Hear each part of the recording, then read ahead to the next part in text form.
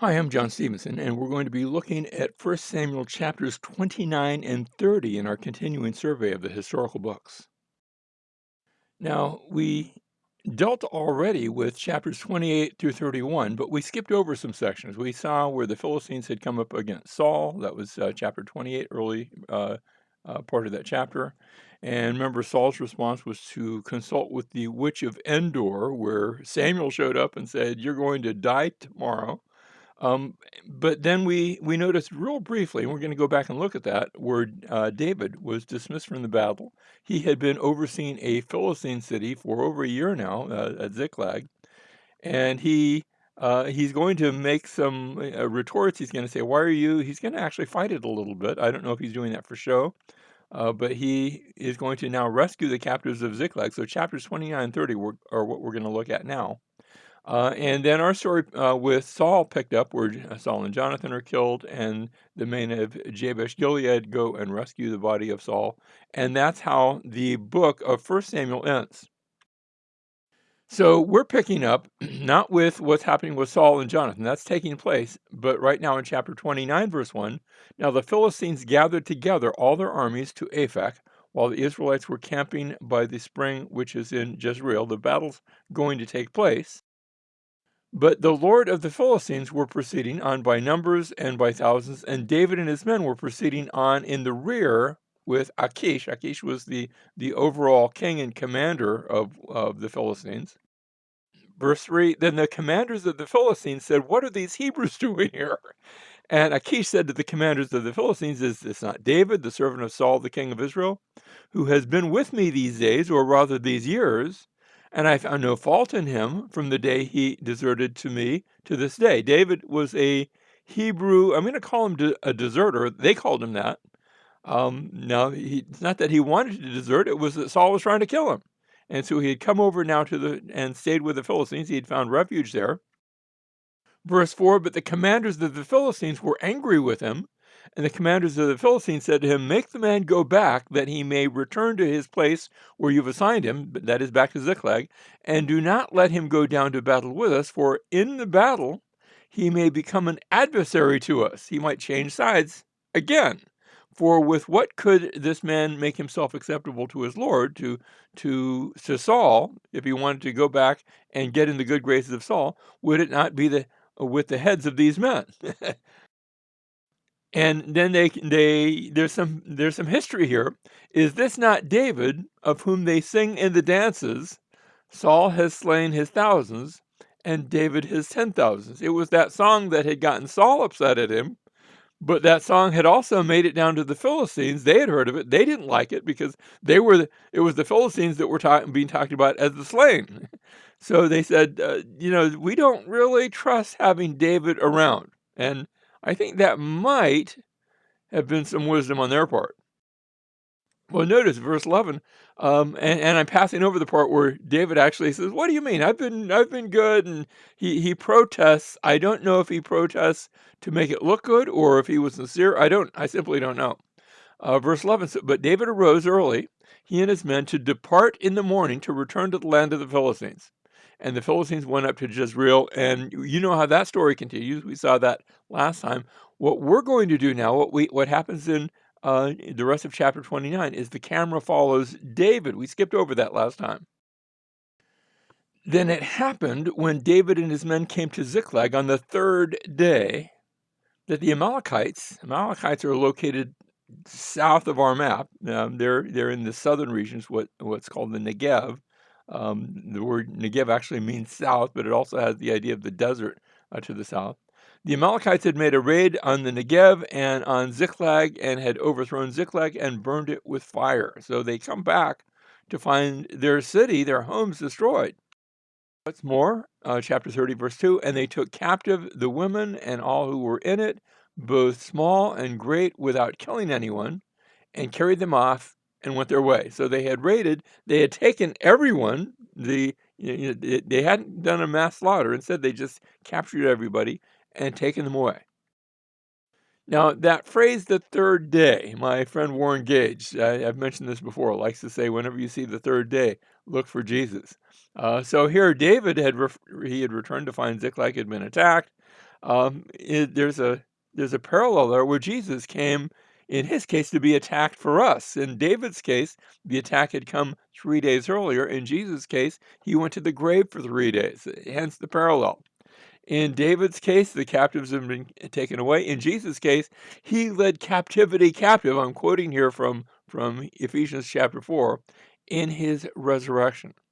In the story of David that we're looking at now, his own people, we're going to see, were ready to stone him. In the case of the greater David, in the case of Jesus, he came to his own, but his own did not receive him. So our story picks up then. Now David's 2 wives had been taken captive, Ahinoam, the Jezreelitess, and Abigail, the widow of Nabal, the Carmelite. We've looked at her story. Verse 6, moreover, David was greatly distressed because the people spoke of stoning him. Notice that these are his own people, his own soldiers that have been following him, ready to follow him into battle. Now they want to put him to death. For all the people were embittered, each one because of his sons and his daughters. But David strengthened himself in the Lord his God. And so David's got nobody to turn to except God, and that's exactly what he does. Verse 7, then David said to Abiathar the priest, the son of Ahimelech, please bring me the ephod. And so Abiathar brought the ephod to David. The ephod was, remember, that's a priestly garment. And in the ephod would be these curious things. We think maybe they were stones, the Urim and the Thummim. And they were sometimes consulted to give what's presumably a sort of a yes or no answer from the Lord.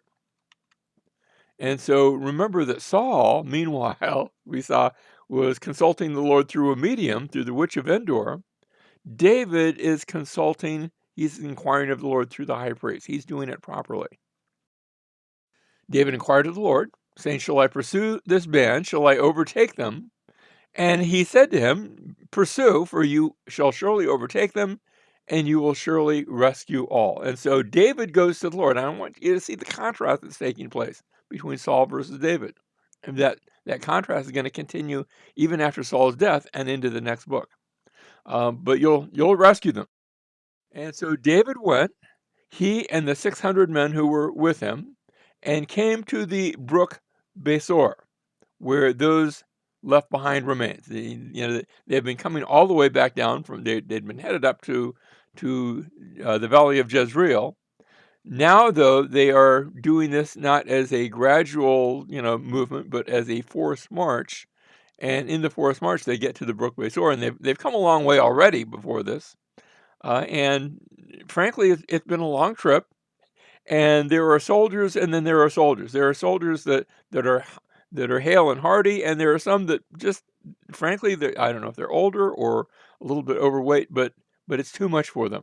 And so David pursued, he and 400, he started off with 600, for 200 who were too exhausted to cross the brook Besor remained behind. And so part of the troop, a third of the troop, stay behind, and they what they probably do is they anything too heavy that's with them, they just put it aside. They're going to travel light and quick and fast, and they're going to cross down into the Negev.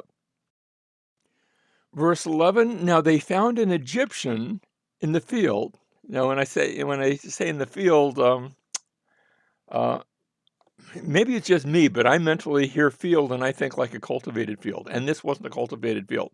There's a magazine out there called Field and Stream. It's not the sort of thing I've ever read, but I know it's about hunting and being in the wild. And so it's that kind of field. They're in the wild. And they found an Egyptian in the wild, in the Negev, in the desert, in the middle of nowhere, and brought him to David and gave him bread, and he ate, and they provided him water to drink, and they gave him a piece of fig cake and 2 clusters of raisins, and he ate. Then his spirit revived, for he had not eaten bread or drunk water for 3 days and 3 nights. That reminds me of somebody who was in the grave for 3 days and 3 nights. Well, in this case, he's been. You can go without eating for quite a while, but going without drinking in the desert, that's deadly. And so he's lucky to be alive. And so, verse 13, David said to him, to whom do you belong, and where are you from? And he said, I am a young man of Egypt, a servant of an Amalekite. So he's Egyptian, but he's been He's been captured by them or sold to them or somehow. And so he belongs to an Amalekite. And my master left me behind when I fell sick 3 days ago.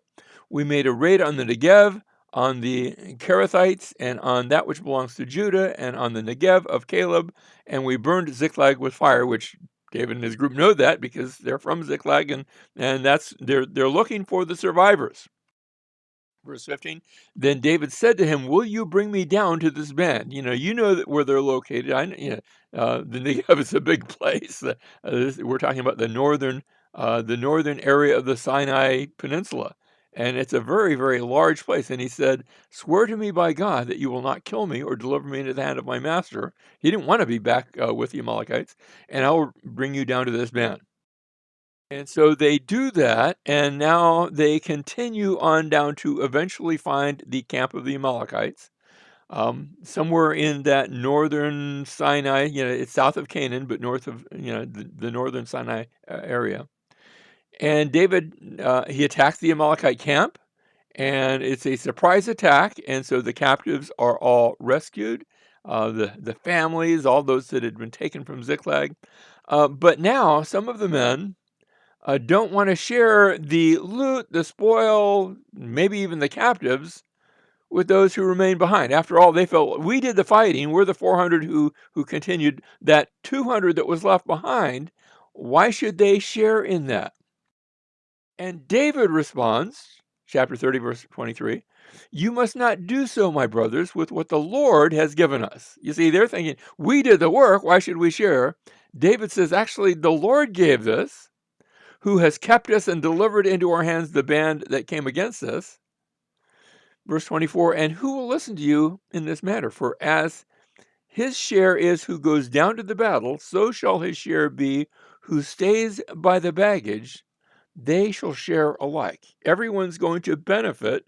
The 200 that were too tired to go on, and the 400 that continued on and did the fighting, everyone is going to benefit because the Lord is the one who gave us the victory. And it concludes, so it has been from that day forward that he made it a statute and an ordinance for Israel to this day. We're not sure when 1st and 2nd Samuel were written, but to this day indicates it was still an ordinance. That the one who is active and the one who's guarding the rear both benefit. And that reminds us a bit that we have one who won the battle for us. He crossed on our behalf. He delivered the captives, and yet he allows us to share his victory. And there's a sense where this principle, I think, continues even to the church today. There are times where we send out missionaries to go to other countries, and that's a wonderful thing. And not everybody can go. Not everybody's up to the task. Some are weary. Some just don't have the ability. And yet you can partake in their rewards. Now you can also help them out. Send them funds and guard the rear. But you can benefit as well. And it's not just ministries like that. There are some ministries that are out on the, can I call it, the front lines, and there are some that are behind the scenes, and we all benefit together.